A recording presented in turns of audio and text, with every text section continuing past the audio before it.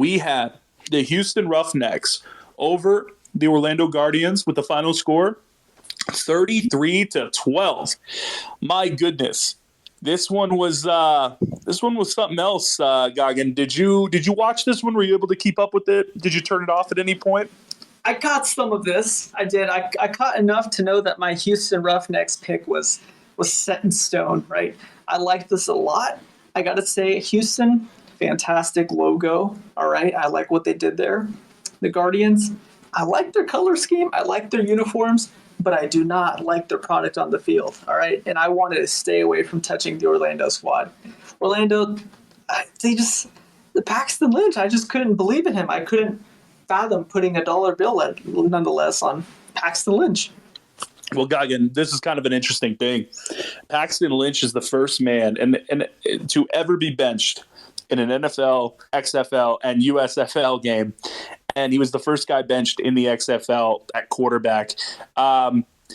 It's pretty tough. It's pretty tough when you look at it. I mean, you go back to his collegiate career, and he was never truly polished. And I don't want to knock the guy when he's down, but I will say this, people, I think this is one of those issues where you look at a guy, he had mobility, he had a really good, powerful arm. He can get those deep balls thrown deep.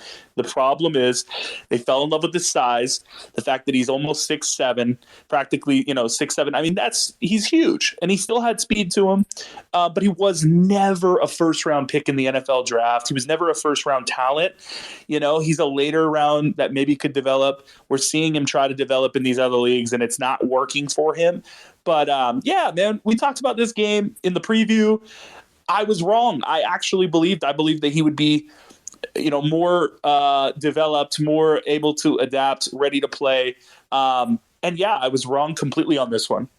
Hey, that's all right. It happens. All right. Look, that's just how some bets go, right? Ultimately, I think at the end of the day, this is just a great showing for these Houston fans, right? This was maybe the first game where I was like, look, home field advantage matters, all right? You and I touched on this, and I liked it.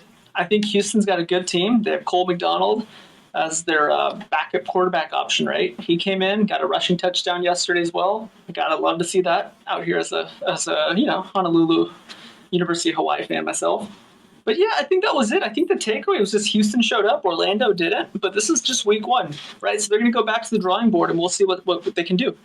Yeah, and you know what? Let's give some props on the Arlington side here. There's a couple people I want to shout out. One of them being Deontay Burnett. He's a former Eagles wide receiver, man. He had 8 passes caught for 90 yards and a 46-yard touchdown catch. That put them up for good. So I just want to give a little bit of shout out there. The other person I want to give a really big shout out to is Wade Phillips. Wade Phillips, man, look, coaching matters, especially in these developmental leagues. We're learning that. We talked about it a lot on the preview episode, but man, when you have a great experienced coach like Wade Phillips, or a Bob Stoops, it matters in these developmental leagues.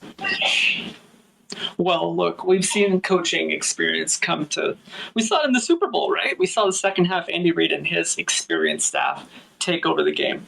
It's going to take over in college football, and at the end of the day, coaching matters, right? So coaches get wins, and it showed. Coaches help prepare, right? And it's up to the players to go out and execute.